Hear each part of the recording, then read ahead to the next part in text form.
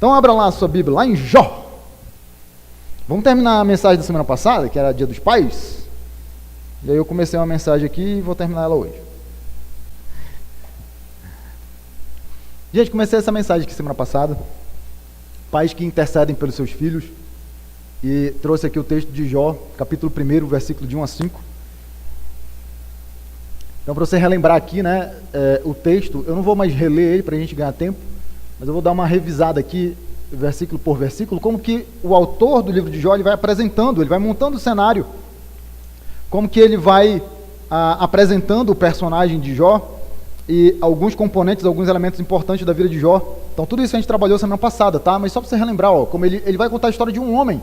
Então, ele já começa dizendo ali, havia um homem. E ele localiza, né, de onde que era esse homem, qual que é a origem desse homem. Então isso daqui é muito, muito típico assim estrutura muito típica assim de quando você vai contar uma história, né? Até filme, quando você vai assistir, obedece mais ou menos essa estrutura. A pessoa que pensou aquele filme, ela pensa muito em apresentar logo os personagens num primeiro momento, para você logo se ambientar com as pessoas que vão ser personagens principais dentro da trama que vai se desenrolar ao longo do filme. E aí, mérito, né, quando um filme consegue trabalhar melhor um personagem, falar um pouco mais da origem, dos sentimentos, né, de coisas que aconteceram que influenciam na postura que aquele personagem ele adota. Então, você vê muito isso, tá bom? É uma estrutura muito comum que você vê aqui nesse tipo de texto, mas que você vê também em filmes, seriados e outras coisas mais. Então ele tem essa preocupação de apresentar, ele já disse que vai contar a história de um homem, e ele localiza esse homem e a sua origem é a terra de Uz. E aí ele diz qual que é o nome do homem. O nome do homem é Jó. Então, bem rapidinho, ele vai falar agora da integridade desse homem. Vocês lembram disso daí, semana passada? Então Jó, ele era íntegro, ele era reto, ele era temente a Deus, e ele se desviava do mal. Coisa que o autor de Jó faz questão de frisar mais 2 vezes, pelo menos, tá? Porque no versículo 8 ele vai falar de novo a respeito desse caráter, do caráter desse homem, vai repetir exatamente as mesmas coisas, ó, homem íntegro, reto, temente a Deus, se desvia do mal. E se você for lá para o versículo 3 do capítulo 2, de novo ele vai falar isso daí, tá? De novo ele vai falar isso daí. E aí a gente trabalhou bem rapidamente essas qualidades de caráter, né? Lembrando que integridade aponta muito para aquela irrepreensibilidade. O que é ser irrepreensível, né? Uma pessoa que você não pode repreender? Não existe essa pessoa. Uma pessoa que não tem culpa nunca, uma pessoa que nunca erra, essa pessoa não existe. Só existe um homem que passou pela terra e nunca cometeu pecado. Quem que é esse? Então todos os demais em algum momento erram, em algum momento são passíveis de serem repreendidos, se não pedirem perdão pelos seus erros e pelas suas falhas. É o que o Davi Moore ele fala das pontas soltas, né? Você não pode ter pontas soltas que alguém possa usar isso contra você. Não é que você não comete erros, mas na medida que os erros acontecem, você reconhece o seu erro, você reconhece a sua falha, você se arrepende disso e você pede perdão. E aí lá na frente, se alguém vier acusar você a respeito desse assunto, você pode dizer, não, mas isso daí, eu me arrependi e pedi perdão lá atrás, isso daí ficou resolvido. Isso é ser irrepreensível. Deu para entender? Irrepreensível não é nunca cometer erros, não existe isso, tá bom? Todo mundo comete erros, tá? Irrepreensível é eu resolvo as minhas pendências. Eu resolvo as minhas pendências e aí não existe mais motivos para alguém me acusar a respeito daquilo ali, porque apesar do meu erro, eu fui lá e contornei isso, né? Eu resolvi, eu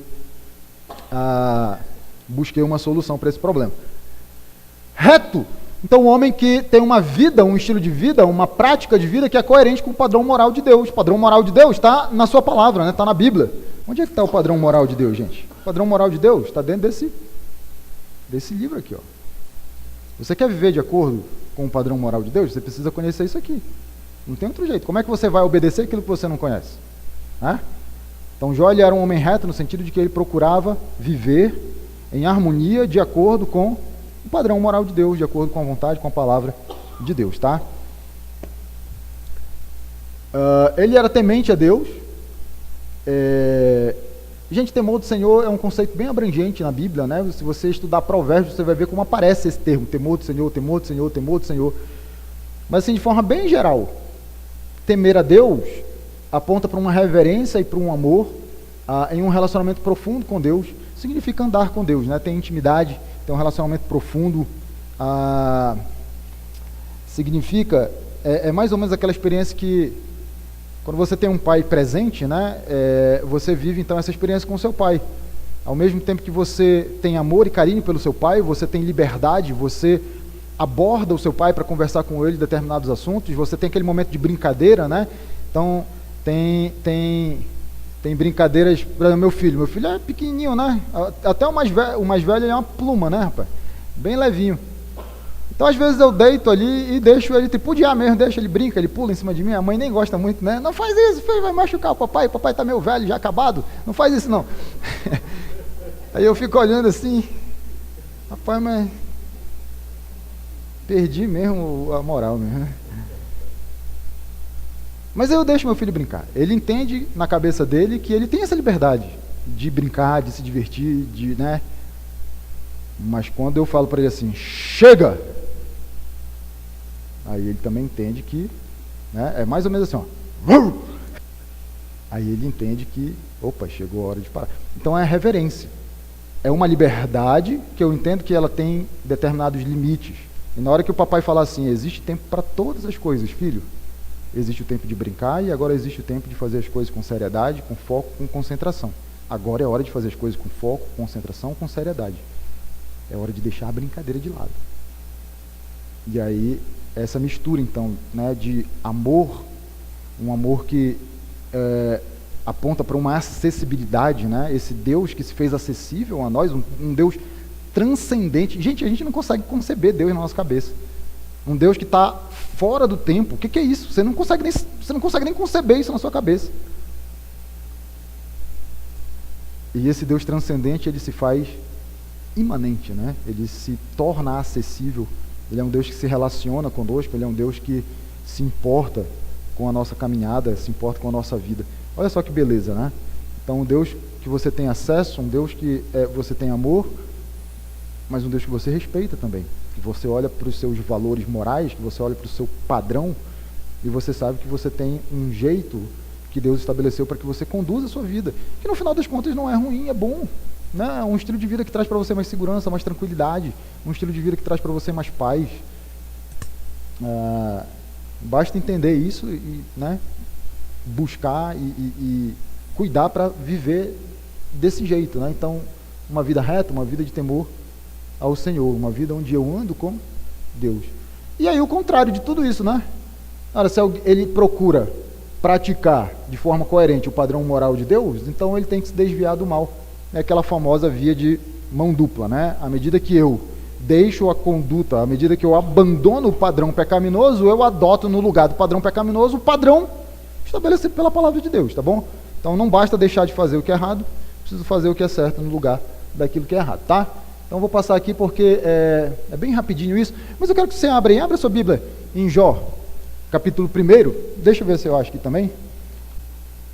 Olha lá, ó. Acharam aí Jó, capítulo 1? Essa dinâmica eu faço questão de repetir porque ela é importante aqui para o nosso entendimento do texto, tá? E você tem que entender essa dinâmica, como ela funciona na sua vida. Versículo 9. Tá? Você tem ali, ó, no slide, você tem aqui Jó 1:8, né? Onde Deus ele fala mais uma vez da integridade de Jó. E aí a resposta de Satanás, vamos ver a resposta de Satanás aqui. Vocês estão comigo, gente? Jó, capítulo 1, versículo 9. Olha a resposta de Satanás aqui. Respondeu Satanás ao Senhor: teme, Jó, a Deus em vão? Acaso não tens protegido de todos os lados a ele, a sua casa e a tudo o que tem? A obra das suas mãos abençoaste, e os seus bens se multiplicam na terra. Mas estende a tua mão e toca-lhe em tudo o que tem, e ele certamente blasfemará de ti na tua face. No capítulo 2 ele vai falar de novo, né? Se você for lá, ó, capítulo 2,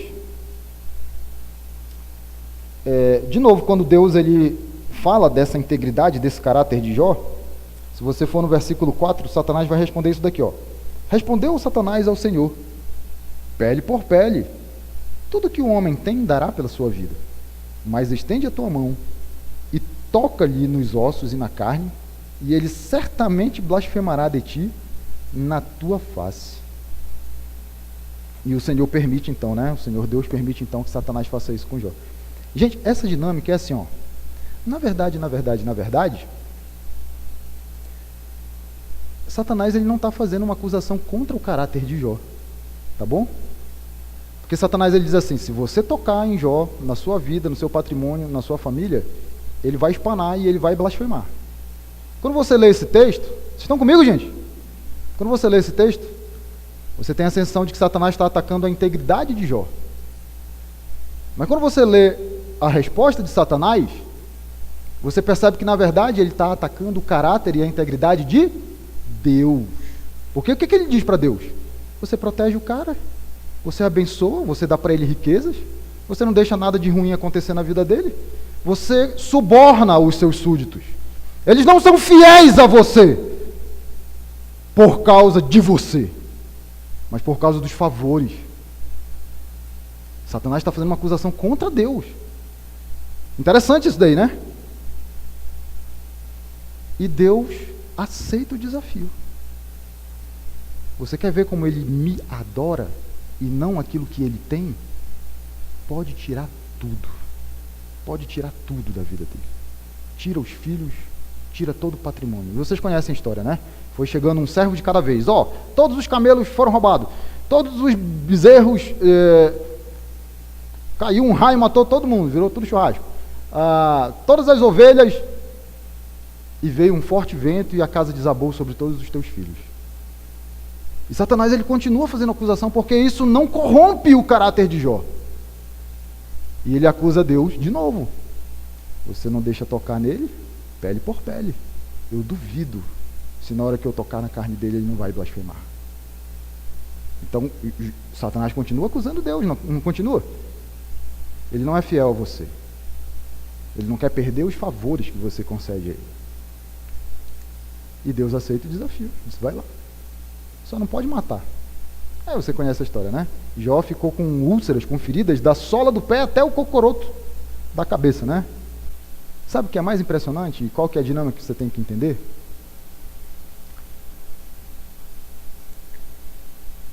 Quando você reage às circunstâncias difíceis da vida, o que você está mostrando com isso? Que você adora realmente a Deus? Ou que você tinha uma vida, né, de pseudo-adoração, falsa adoração, por causa das bênçãos que você recebia de Deus? Porque o homem que verdadeiramente adora a Deus, ele não se deixa dobrar no seu caráter, mesmo diante da derrocada dos seus sonhos, dos seus projetos, mesmo diante da perda de pessoas queridas ou de bens e patrimônio que eventualmente a gente perde na nossa jornada de vida. E se a gente olhar para Jó, homens que adoram verdadeiramente a Deus não se deixam dobrar, nem quando a sua saúde está em jogo. Porque eu não adoro a Deus por causa da minha saúde, eu não adoro a Deus por causa dos meus bens, do meu patrimônio, eu não adoro a Deus por causa da minha família, eu adoro a Deus porque Ele é Deus. É crente assim que a gente está precisando. Se Satanás fizesse esse desafio a Deus em relação à sua pessoa, como é que seria isso? O quanto que você iria honrar e dignificar o caráter de Deus? Porque o que está em jogo aqui é muito mais do que o caráter de Jó. O que está em jogo aqui é o caráter de Deus. Estão comigo, gente? Então, essa dinâmica eu quero que você entenda, tá? Gente, ele vai apresentando, então, esse homem, né? Fala da família do homem, 7 filhos e 3 filhas, então, 7 meninos, 3 meninas, 10 filhos. E fala dos bens materiais, da riqueza desse homem, né? Então, o patrimônio do pai, né?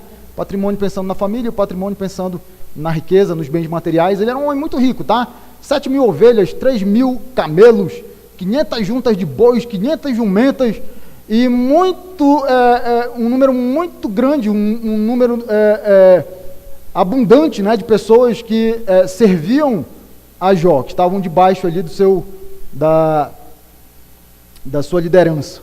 de maneira que esse homem era o maior de todos os do Oriente. Aqui na revista atualizada, acho que na NVI vai dizer que ele era o mais rico, né, de todo o Oriente. Era o verdadeiro rei do gado, né, Jó? Verdadeiro rei do gado, né? Com tudo isso aqui de coisa, 3.000 camelos. Eu acho que eu só vi camelo em zoológico. Jó tinha 3.000. E ele vai falar aqui um pouco dos filhos, né? Seus filhos iam às casas uns dos outros, aponta, né, para o bom relacionamento que os filhos tinham entre si. Filhos que provavelmente eram casados, porque já tinham as suas próprias casas. Gente, o que é legal de você saber disso, porque eu estou revisando, tá? É que se esses filhos tinham um bom relacionamento entre eles, isso aponta muito para a condução, para a orientação, para a instrução que eles receberam do pai. Para a instrução que eles receberam do pai. Então isso aponta muito fortemente para esse caráter de Jó que já foi mencionado nos versículos anteriores. E eles festejavam, eles faziam banquetes, eles celebravam, né? Cada um por sua vez. A gente não sabe o que eles celebravam, o texto não diz, pode ser que fossem aniversários, pode ser que fosse, sei lá, qualquer outra data comemorativa aí, a gente não tem certeza. Mas certo é que eles partilhavam essas refeições, e isso aponta muito, de novo, para essa comunhão que eles tinham, porque a gente sabe que no mundo antigo, partilhar a refeição era um sinal de comunhão e de intimidade. Então esses irmãos, eles eram chegados mesmo, né? Eles tinham afinidade uns com os outros. E eles convidavam as 3 irmãs, né? Isso é interessante também. Por que ele fala que convidavam as 3 irmãs? Porque se elas são mulheres casadas, então elas já estão ali no convívio das suas famílias com os seus maridos, que não são irmãos, né, dos seus irmãos, são os cunhados. Mas ainda assim, aponta muito forte para esse bom relacionamento que eles tinham. Então, porque ainda que se, de fato, elas eram casadas, elas não ficavam de fora. Os irmãos sempre convidavam, né, as irmãs e, respectivamente, as suas famílias, se elas já tivessem famílias, tá? E aqui o texto que diz, né, que num desses banquetes, foi quando sucedeu, né, que todos os filhos de Jó morreram, tá? Então a gente leu esse texto semana passada, eu não vou reler de novo, tudo bem? Mas é importante, você vê como a pessoa que está contando a história, ela tem esse cuidado, então ela antecipa para a gente o fato de que eles realizavam um banquete, e a gente fica, mas qual que é a importância dessa informação? A importância dessa informação é que foi num banquete desse que os filhos de Jó morreram. Então, você vê como a pessoa que conta essa história, ela vai amarrando, né? ela vai adicionando detalhes, mas são detalhes relevantes para o desdobramento, né, dessa história. Então, isso é muito legal, gente. Isso é muito bacana de perceber, tá? Então, eles estavam aqui na casa do irmão primogênito, então o irmão mais velho, quando todos morreram ali, né? Veio um forte vento, está aqui o vento, e caiu sobre eles e eles morreram. Só o servo escapou para contar, né, a notícia para Jó. Decorrido o turno de dias de seus banquetes, então, acabado, né, esse ciclo de celebrações, Jó, ele chamava os seus filhos e os santificava. E aqui, aquele princípiozinho de que se ele chamava e os filhos atendiam prontamente, gente, pensa que esses filhos provavelmente são filhos adultos casados com suas respectivas famílias. Olha que bonito, né? Jó mandava chamar esses filhos e esses filhos atendiam o chamado de Jó. Então, apesar de serem adultos, apesar de já terem as suas próprias famílias, muito provavelmente, eles ainda tinham um respeito muito grande e muito profundo pelo seu pai, a ponto de, no momento que ele chama esses filhos, eles prontamente atendem o chamado do pai. E Jó, ele chama esses filhos com um propósito, né? O propósito de santificar. Santificar significa separar, consagrar. E olha isso aqui, gente. Jó se preocupava com a consagração da vida dos seus filhos ao Deus verdadeiro. Qualquer propósito de vida, menos que a glória de Deus, em tudo que faziam, seria a plena perda da concepção, na concepção do patriarca. Jó queria ter certeza de que a prioridade máxima e a prioridade absoluta na vida dos filhos era a adoração, era a glorificação do nome de Deus. Olha só que impressionante. Gente, tudo isso aponta para o pai, são as preocupações do pai em relação aos filhos. Por isso essa pregação no Dia dos Pais. Porque é a pregação que nós, como pais, devemos ter em relação aos nossos filhos. Quem que vai incutir no coração do seu filho esse desejo de glorificar e adorar a Deus acima de qualquer coisa? Porque se não for assim, no primeiro desafio, o seu filho vai abrir mão de Deus, em prol e em benefício dos seus próprios desejos. Mas seu filho não vai aprender isso sozinho. Quem que vai incutir isso no coração e na cabeça do seu filho? É você, papai. O seu filho, ele tem que enxergar isso em você. Ele tem que enxergar esse amor em você. Ele tem que ver em você priorizando Deus acima de todas as outras coisas. E o reflexo disso na condução da casa, da família, no trato como você cuida da sua esposa, no trato, né, na dinâmica de como você protege e sustenta os seus próprios filhos. Eles têm que perceber que isso tudo é desdobramento, é consequência, é resultado do temor que você tem por Deus. Porque se ele não olhar isso em você, não acredita, ele não vai copiar.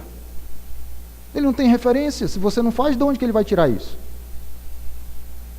Da cabeça dele? Não vai, gente. Então Jó se levantava de madrugada, né? Aponta para a urgência e expectativa. Abraão fez isso, né? Levantou-se de madrugada para obedecer a Deus 2 vezes, ó.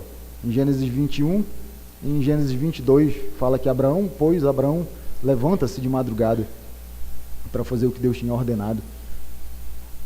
O sentido é esse aqui, né? De se apressar, de obedecer a Deus sem hesitação, de fazer o que me foi dado como responsabilidade com toda a minha força, com todo o meu vigor, porque chegará um dia, ó, na sepultura, na morte, em que eu não vou mais poder fazer nada dessas coisas.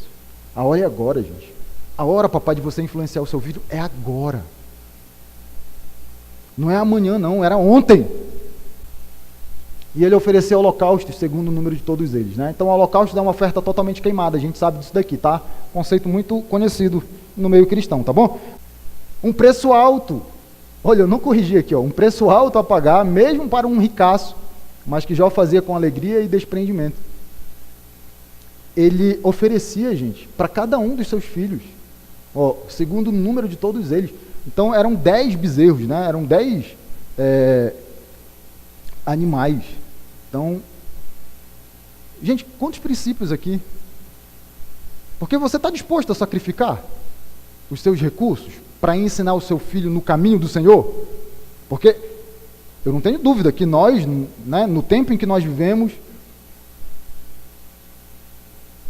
pelo sistema mundano que nos cerca, né, secular, eu não tenho dúvida que a gente faz sacrifícios pelo sucesso profissional, né, pelos estudos dos nossos filhos. Daí eu não tenho dúvida, eu não estou dizendo que é errado. Mas, como crentes, a gente deveria fazer esse sacrifício, e a gente deveria empreender esse esforço também pelo crescimento espiritual. Jó matava 10 animais, meu irmão. Você está disposto a pagar o preço de influenciar o seu filho a adorar e glorificar o Senhor? Essa é a pergunta que fica para nós quando a gente olha esse texto. Você está disposto a abrir mão, de repente, de projetos pessoais, sonhos pessoais? Gente, o que pode ser melhor? Qual que pode ser uma realização melhor do que você encaminhar o seu filho nos caminhos do Senhor? E se você for um profissional de muito sucesso, e você perceber no final da sua vida que o seu filho está caminhando para o inferno, você não trocaria o seu sucesso profissional para salvar o seu filho? Você não faria isso. Pois Deus deu a oportunidade para cada um de nós pais. Porque Ele deu uma criança para nós, que é uma folha em branco. A gente tem a oportunidade de fazer isso. E fazer sem tanta dificuldade, porque é folha em branco. Você não precisa nem corrigir, você só precisa ensinar o que é certo. E às vezes a gente perde essa oportunidade, tá? Gente, isso aqui no contexto ideal, tudo bem? Tá? Se você pensar que existem pessoas que quando se converteram, os filhos já eram grandes, né? Já eram adolescentes, adultos, então aí é um outro sistema, é um outro processo. Não tiveram essa oportunidade, né, no decorrer da vida. Mas quando você é cristão e você tem o seu filho e você não faz isso, aí você está perdendo uma grande oportunidade e está arriscando a vida eterna do seu filho, que é pior, né? E aqui, gente, então a gente continua daqui, né? Esse talvez aqui, ó, ele aponta, eu até coloquei aqui o comentário do Dave Moore, ó. Jó provavelmente não sabia de nada específico na vida dos filhos que merecesse uma exortação. A palavra talvez sugere que do lado de fora parecia estar tudo bem com eles. Por isso Jó ele fala assim, ó, ele dizia, talvez tenham pecado os meus filhos e blasfemado contra Deus. Gente, que coisa interessante, porque assim, Jó olhava para a conduta dos seus filhos e ele não percebia num primeiro momento, olhando para a parte exterior, que havia algum tipo de problema. Mas olha que zelo que esse pai tem pelo seu filho. Ele não ficava assim, tipo, eu vou esperar aqui para ver se alguma conduta externa revela para mim um pecado lá dentro do coração. O que ele fazia? Não, ele se antecipava. Ele dizia assim, talvez eles tenham cometido algum tipo de pecado, uma blasfêmia contra Deus. Olhando, parece que não, mas eu é que não vou correr o risco. Eu vou cuidar da santificação, da consagração dos meus filhos. Olha que exemplo.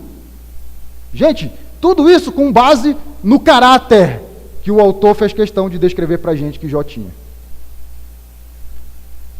Sabe o que isso significa? Papai. Que a forma como você cria o seu filho aponta muito para o seu caráter. Aponta muito para o seu caráter.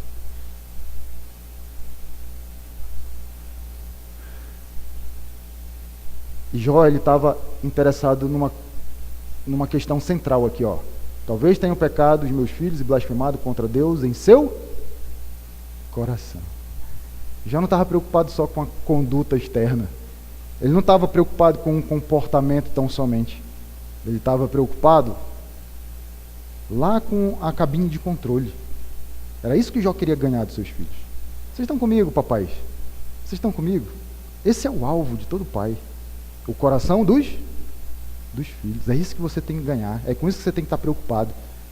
Davi Moura, ele vai dizer assim, ó, o foco de Jó foi interno e não externo.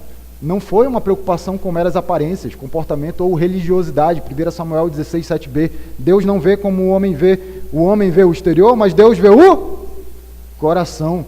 Jó mirava o centro de controle de seus filhos, o coração deles, pois sabia que uma vez alcançado o coração, o comportamento o seguia. Abra sua Bíblia em Provérbios 4, 23, texto clássico que fala a respeito dessa questão do coração. Gente, se você não decorou esse texto aqui, você precisa decorar esse texto.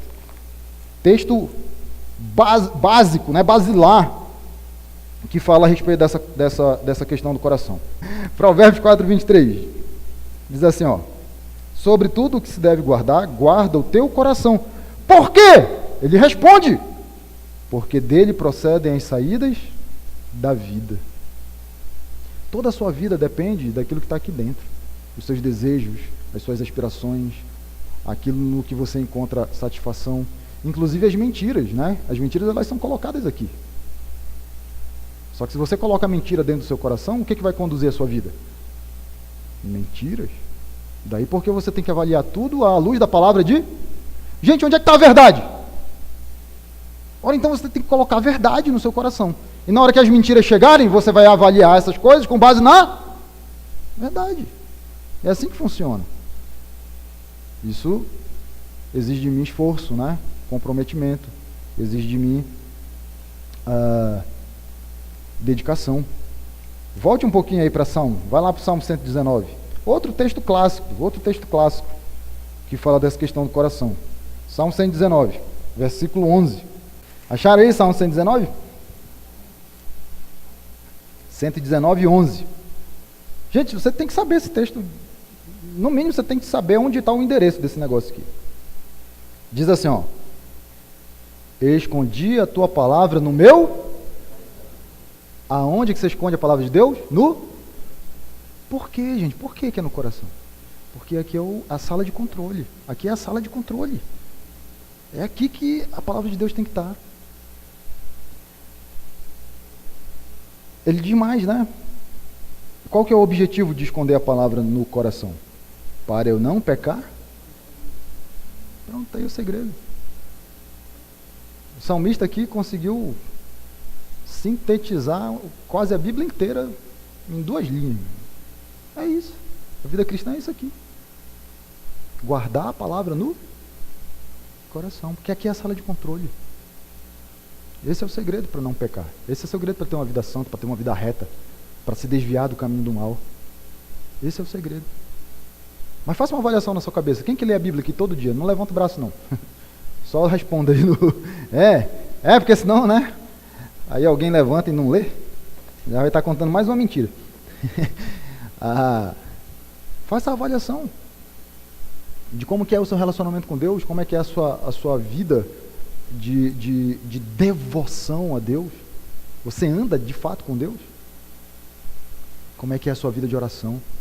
Você tem de fato guardado, escondido a palavra de Deus no seu coração? Essa é a sala de controle. Gente, papai, isso aqui, ó, para você. Se você não leu, você tem que ler esse livro aqui, tá bom? O nome do autor é Ted Tripp. Pastoreando o coração da criança, onde ele vai falar muito disso daqui, tá? Muito, muito, muito, muito, muito. A Bíblia fala muito disso, na verdade. De que o que você tem que alcançar na sua criança é o coração. Gente, se você alcança só a nível exterior, só a nível de comportamento, sabe o que vai acontecer quando essa criança estiver fora do alcance dos seus olhos? Ela vai fazer o que der na telha dela, meu. Porque isso não está no coração. Ela fazia porque você estava vendo. Lembra daquela frase que eu falei aqui, que eu não sei nem de quem que é mais? Caráter é aquilo que você faz quando você está sozinho. Esse é você.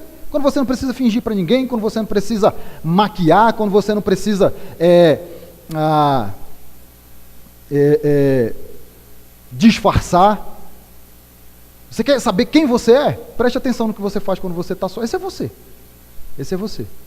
Colocando para fora aquilo que está dentro do seu coração, quando ninguém está olhando. Só que vai ser isso para as nossas crianças também. Se você quer que elas honrem a Deus, você tem que fazer com que elas guardem no coração a palavra de Deus. Você tem que alcançar o coração da sua criança. Essa é a missão do pai. Jó estava preocupado com isso. Olha o versículo.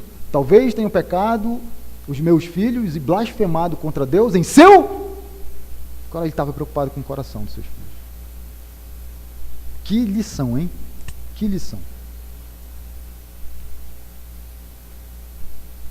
E assim fazia Jó, então, continuamente, né? Literalmente significa que dia a dia, né? Mas a gente sabe que não é dia a dia no sentido de todo dia, tá? É dia a dia no sentido de regularmente. Por que a gente sabe disso? Porque aqui já fala, né? Decorrido o turno de dias de seus banquetes. Então era no final desse ciclo de banquete que Jó fazia isso. Então é uma expressão, tá? É um jeito de dizer, apontando aí para a regularidade, para a continuidade com a qual Jó fazia isso. Mas o princípio está aí. Papai, quando que você tem que fazer isso pelos seus filhos? Sempre!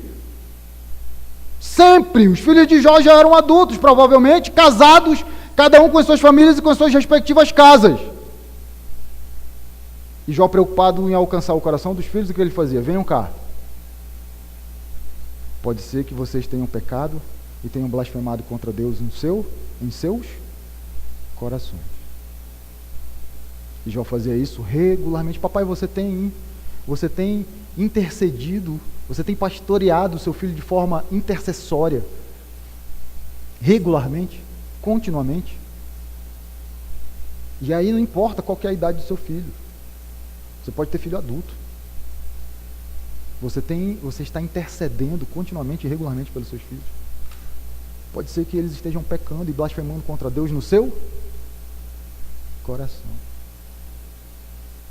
Pode ser que de fato, né, alguns tenham filhos que nem são convertidos. Você está orando por eles, você está intercedendo.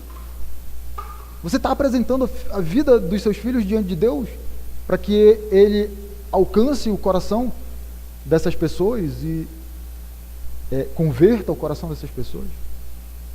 Porque o que o texto está ensinando para nós é que o pai tem que fazer isso. O pai tem que fazer isso. Aí tem um esqueminha aqui, né, das 3 responsabilidades principais dos pais. Então, os pais instruem, tem a questão da intervenção, que são as palmadinhas, tá? Intervenção são as palmadinhas, tá bem? É a correção. E a intercessão. Outro jeito de esquematizar isso aqui é assim, o pai disciplina, e tem a questão da dependência, né? Então, discipulado, disciplina e dependência, que é a intercessão, tá? Então, se você quiser decorar tudo com I, é desse lado aqui. Se você quiser decorar tudo com D, é desse lado aqui, tá? Desses 3, esse aqui de fato é aquele que nunca cessa. Você pode interceder pelo seu filho sempre. Sempre. Se você tiver 90 anos, tiver um filho de 65 anos, você pode continuar intercedendo por ele. Nunca cessa isso daí. Já fazia isso pelos seus filhos. Papai, você está fazendo isso pelos seus filhos?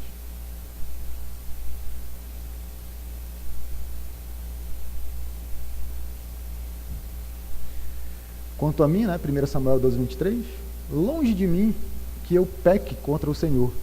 Qual o pecado, Samuel? Deixando de orar por vós. Antes vos ensinarei o caminho bom e direito. O que Samuel está dizendo aqui? Deixar de interceder é pecado. Longe de mim que eu peque contra o Senhor. Deixar de interceder é pecado. Então, papai, não sou eu que estou dizendo, não. A palavra de Deus está dizendo. Se você não intercede pelos seus filhos, você está em pecado. Você está pecando contra Deus. Você está pecando contra o Senhor. Tá? Eu estou aplicando o princípio aqui, tá? Samuel não está falando de filho aqui não, tá bom? Ele está falando do povo. Ora, mas se deixar de orar pelo povo é pecado, deixar de orar pelos filhos, mais ainda, né? Mais ainda. Gente, aplicações para a gente encerrar. Pelo exemplo de Jó, pais piedosos nunca deixam de interceder pelos filhos. A nossa intercessão como pais, né, deve focalizar o coração dos nossos filhos e não somente o comportamento externo. E a paternidade não termina somente porque os filhos saíram de casa. Os filhos de Jó tinham as suas próprias casas e Jó continuava intercedendo por eles. Sugestão, né, de intercessão que você pode fazer pelos seus filhos. Você pode orar pela conversão genuína deles, se ele não for convertido ainda. Você pode orar pelo caráter do seu filho, né? Você tem a listinha ali de Gálatas 5, apontando, né, o fruto espiritual, o fruto do Espírito. Você pode olhar para a conduta, né? Jó, ele era reto. O que é reto? Ele tinha uma prática de vida que estava em harmonia com o caráter de Cristo, estava em harmonia com o padrão estabelecido pela palavra de Deus. Você pode olhar pela carreira do seu filho, né?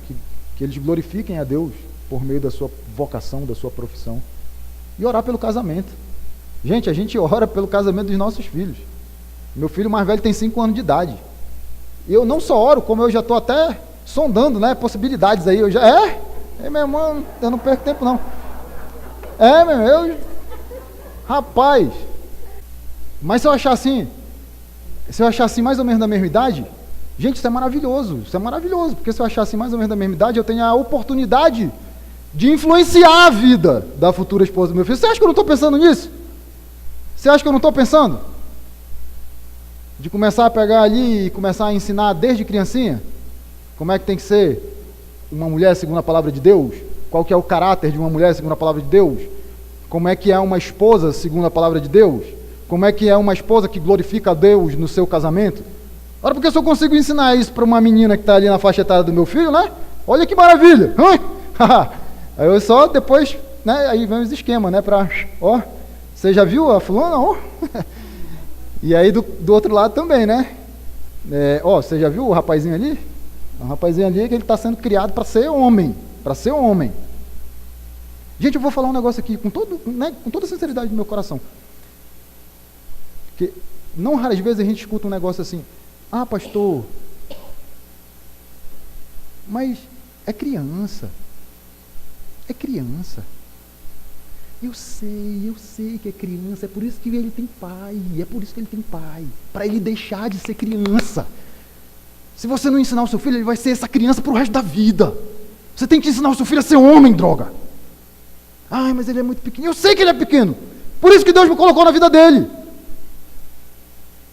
Para ele crescer, para ele amadurecer, para ele ter caráter, para ele fazer o que é certo, quando os sonhos dele foram destruídos, e ele não vai se render, para que ele seja um Jó. Se ele tiver que perder tudo, mas ele não vai perder a integridade dele. A gente está negociando o coração dos nossos filhos, e negociando isso por quase nada, entregando nossos filhos na mão do diabo, negociando a vida eterna dessas crianças. Davi Moore, que ele resume tudo isso numa frase: Deus chama os pais para serem intercessores fiéis, focalizados no coração dos filhos. Uma frase que resume, né, todos esses 5 versículos. Uma frase que aponta para nós, né, a nossa obrigação e a nossa responsabilidade de pais. Deus está nos chamando, papai. Deus está nos chamando para que nós sejamos esses intercessores, fiéis, focados no coração, não só no comportamento, no exterior, mas no coração dos nossos filhos. Gente, a gente vai celebrar a ceia. E eu quero só relembrar uma coisa para você. O texto está falando de Jó e dos seus filhos, tá bom? Mas existe um intercedor que também intercede por cada um de nós. junto a Deus. Quem que é esse? Cara, não é maravilhoso que você aprende um princípio no Antigo Testamento que Jó, né, você olha os 5 primeiros versículos do livro de Jó e quantos princípios legais para nós que somos pais. Mas aí você olha para o Novo Testamento e quem está cumprindo, quem está colocando na prática esses princípios? Jesus, né, o maior de todos os intercessores. Hebreus 7, 22, 25. Jesus tornou-se, por isso mesmo, a garantia de uma aliança superior. Ora, daquele sacerdote que tem havido muitos, porque a morte os impede de continuarem sem ofício, mas visto que vive para sempre, Jesus tem um sacerdócio permanente. Então ele está dando uma explicação, né? Os sacerdotes são muitos por quê? Porque chega uma hora que eles morrem e o outro tem que tomar o lugar deles. Mas Jesus não. O sacerdócio dele é permanente, porque ele vive para sempre. Logo, ele é capaz de salvar definitivamente aqueles que, por meio dele, aproximam-se de Deus, pois vive sempre para interceder por eles. Glória a Deus que Jesus é o nosso intercessor. Papais, que você seja um intercessor continuamente de seus filhos. Deus Pai, muito obrigado, Senhor. Sempre que celebramos a ceia, Pai, é um momento de reflexão para nós, porque isso aponta para o sacrifício que o Senhor fez por nós, Pai. E se teremos, Deus, o privilégio de viver uma eternidade ao Teu lado, Senhor, é por causa desse sacrifício, Deus. Se teremos o privilégio, Deus, de usufruirmos dessa vida eterna, desse céu, dessa nova terra, Pai, é por causa desse sangue que foi derramado naquela cruz, Pai. E isso tem que trazer, né, à tona o nosso sentimento de gratidão profunda, Senhor. Porque se não fosse pelo Senhor, Pai, nós jamais teríamos condições, Deus, de quitar a nossa dívida contigo, Pai, de desfazer, né, aquela ofensa que foi feita, Senhor, ainda ali no começo de tudo, né, com Adão e Eva, Pai. Tudo isso, Deus, aponta, Pai, para o Teu amor, para a Tua graça, Deus, e para a Tua misericórdia para conosco, Pai. E nós Te louvamos e Te agradecemos por isso, Senhor. Te louvamos porque sabemos que Jesus, Ele é esse intercessor para sempre. Porque Ele, sim, foi capaz de oferecer o sacrifício de uma vez por todas, né? O sumo sacerdote de uma vez por todas, porque oferece o sacrifício final para perdão de todos os pecados, não havendo mais necessidade de novos sacrifícios, porque Ele é o Cordeiro de Deus que tira o pecado do mundo, conforme o Evangelho de João, Pai. E nós Te louvamos também por isso. Mas a minha oração por mim como pai, por cada um dos meus irmãos que são pais, é que nós também sejamos esses intercessores contínuos, né, dos nossos filhos. Que sejamos nós, Deus, a colocar no coração dos nossos filhos esse desejo, essa paixão de adorar e louvar o Teu nome, Pai. Que sejamos nós, Deus, aqueles que estão dispostos a pagar preço alto para transformar os nossos filhos em adoradores genuínos e autênticos do Deus verdadeiro, Pai. Que sejamos nós, Deus, pais que estão dispostos, Senhor, a alcançar o coração dos próprios filhos para a Tua honra e para a Tua glória, Deus. Essa é a minha oração, Deus, e o meu desejo, o meu pedido e a minha súplica, Pai, para cada um dos meus queridos irmãos, Senhor, para que os nossos filhos, Deus, sejam libertos, né? Não sejam alcançados pelas garras de Satanás, mas que possam ter um coração voltado para Ti, para a adoração do Teu nome, para a Tua honra e para a Tua glória. Esse é o nosso desejo, a nossa oração, Deus, em nome de Cristo Jesus, Pai.